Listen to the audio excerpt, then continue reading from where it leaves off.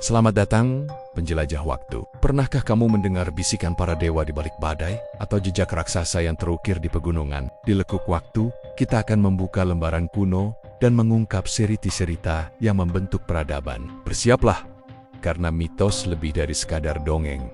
Di saluran yang akan membawa Anda menyelami samudera terdalam mitologi Nusantara. Hari ini, kita tidak akan membahas satria gagah, bukan pula raksasa bengis. Kita akan membahas sosok yang penampilannya paling nyeleneh, paling sederhana, namun menyimpan rahasia kesaktian dan kebijaksanaan yang melebihi dewa manapun. Kita akan membedah tuntas Semar, sang punakawan yang diduluki leluhur tanah Jawa dan dianggap sebagai personifikasi Tuhan yang memanusiakan diri. Siapakah sebenarnya sosok yang tubuhnya pendek, perutnya buncit, dan selalu tersenyum ini? Mengapa nasihatnya selalu didengar para kesatria besar seperti Arjuna dan Pandawa? Dan benarkah dia adalah sosok paling sakti yang tidak pernah menunjukkan kehebatannya?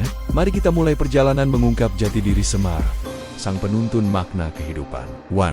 Asal-usul sejati. Dewa yang turun tahta untuk memahami kesaktian Semar.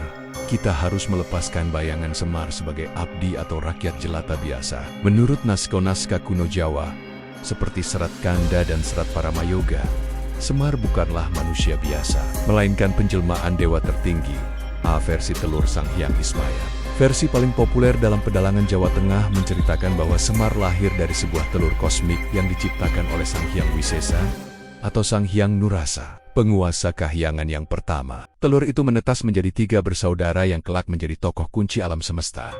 Kuning telur menjelma menjadi Batara Guru atau Sang Hyang Manikmaya yang menjadi raja para dewa, penguasa kahyangan Suralaya. Putih telur menjelma menjadi Batara Ismaya, nama asli Semar, yang memilih jalan kerendahan hati. Cangkang telur menjelma menjadi Batara Antaga yang kemudian dikenal sebagai Togok, yang menjadi pengasuh golongan angkara murka raksasa. Dalam versi ini, Semar Batara Ismaya adalah kakak nomor 2 dari Batara Guru.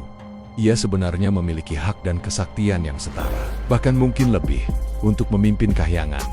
B. Misi dan kutukan kerendahan hati. Mengapa dewa setinggi Batara Ismaya berwujud seperti rakyat jelata? Dikisahkan bahwa Batara Ismaya dan adiknya, Batara Guru, pernah diuji oleh Sang Hyang Wisesa untuk melahap mustika Manik Astagina, sebuah pusaka agung.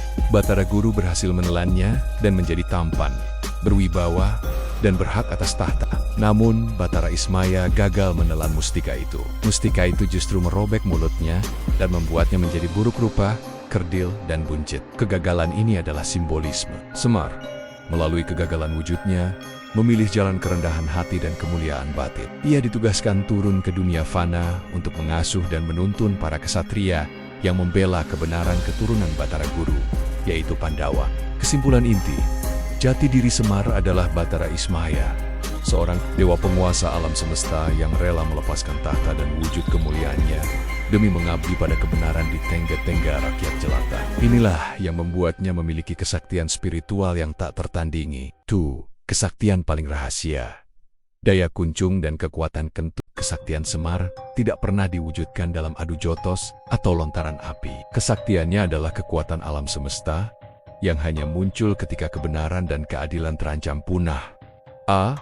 Kekuatan spiritual yang mendasar. Semar memiliki apa yang disebut 8 daya kuncung, yaitu 8 kemampuan supranatural yang menunjukkan kendali mutlaknya atas diri dan alam, tidak pernah lapar, tidak pernah mengantuk, tidak pernah bersedih, tidak pernah jatuh cinta, tidak terikat hawa nafsu duniawi, tidak pernah capek, tidak pernah sakit, tidak pernah kepanasan, tidak pernah kedinginan. Daya kuncung ini menunjukkan bahwa Semar telah mencapai tingkatan manunggaling kawula Gusti, yaitu kesatuan sempurna antara hamba dan pencipta. Ia sudah melampaui segala batasan dan kebutuhan fisik manusia.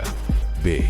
Kesaktian fisik yang menggemparkan. Saat terpaksa menunjukkan kesaktian, Semar melakukannya dengan cara yang paling unik, yaitu melalui kentut. Kentut Semar, kentutnya sering disebut sebagai pusaka paling ampuh. Dalam beberapa lakon, saat Pandawa atau kesatria yang diasuhnya terdesak oleh kekuatan gaib yang tak terbayangkan, Semar cukup mengeluarkan gas dari perutnya. Kentut ini bukan hanya gas, melainkan manifestasi energi kosmik yang mampu mengguncang kahyangan, memecah belah pasukan musuh, bahkan mengembalikan wujud dewa yang tersesat seperti saat meruat Batara Kala atau Dewi Uma. Wujud sejati ruatan. ketika terpaksa mengeluarkan kesaktian penuh tubuh. Semar akan berubah wujud sesaat menjadi dewa yang sangat tampan dan bercahaya Batara Ismaya, memancarkan aura putih keemasan yang membuat semua musuh termasuk Raja Dewa sendiri, Batara Guru langsung tunduk atau lari ketakutan. Inti kesaktian, Semar lebih sakti dari dewa manapun, karena ia adalah perwujudan dewa pencipta itu sendiri yang memiliki sifat kerendahan hati. Ia tidak perlu senjata, karena tubuhnya adalah perwujudan bumi, dan kekuatannya adalah suara rakyat yang tidak pernah didengar yang ketika berbicara mengguncang jagat raya. 3. Filosofi tubuh Semar, simbol mikro dan makrokosmos. Bentuk fisik Semar yang unik dan aneh bukanlah kebetulan. Setiap lekuk tubuhnya adalah ajaran filosofi Jawa yang sangat mendalam. Asimbol perpaduan dunia, tubuh bulat dan buncit melambangkan bumi jagat raya. Perut buncit melambangkan kesuburan dan kemakmuran alam semesta, tempat semua makhluk hidup berada.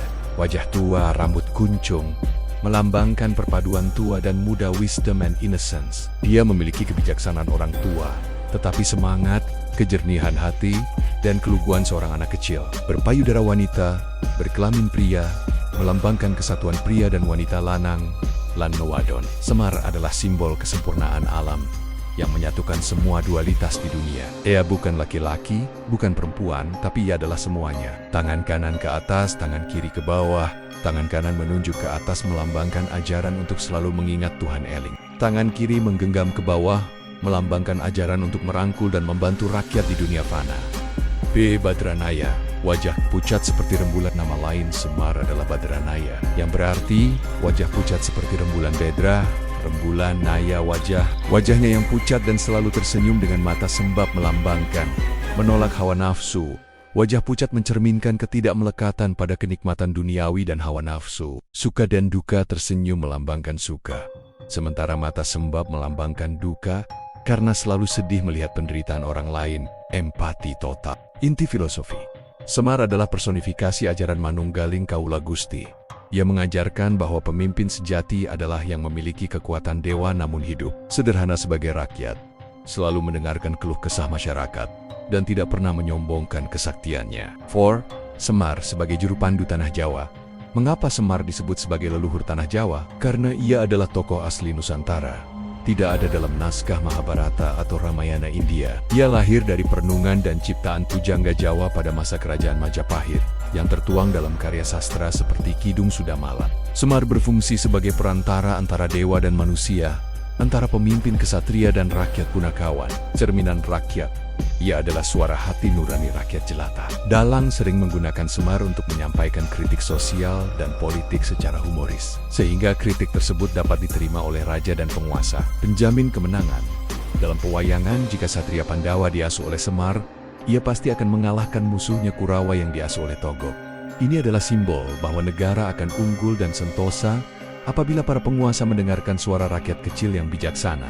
Dengan segala kesaktian dan filosofi yang terkandung di dalamnya, Semar bukanlah sekadar pelawak atau abdi. Ia adalah guru sejati, simbol kebijaksanaan kosmik yang membumi, dan merupakan sosok paling sakti di Tanah Jawa karena kekuatannya berasal dari pengendalian diri dan kemurnian batin, bukan dari nafsu atau ambisi. Inilah jati diri Semar, dewa yang memilih menjadi hamba demi menuntun manusia menuju kebenaran sejati. Setelah mendengar ringkasan ini, mungkin pandangan Anda terhadap Semar akan berubah total. Sosok yang lucu dan sederhana ternyata adalah kunci utama dari seluruh filsafat dan spiritualitas Jawa. Bagaimana menurut Anda? Apakah ada tokoh pewayangan lain yang menyimpan rahasia sebesar Semar? Tuliskan pendapat Anda di kolom komentar. Dan jangan lupa, jika Anda merasa wawasan ini mencerahkan, tekan tombol like dan subscribe agar kita bisa terus menggali mutiara kebijaksanaan dari warisan leluhur Nusantara. Sampai jumpa di kisah mitologi selanjutnya.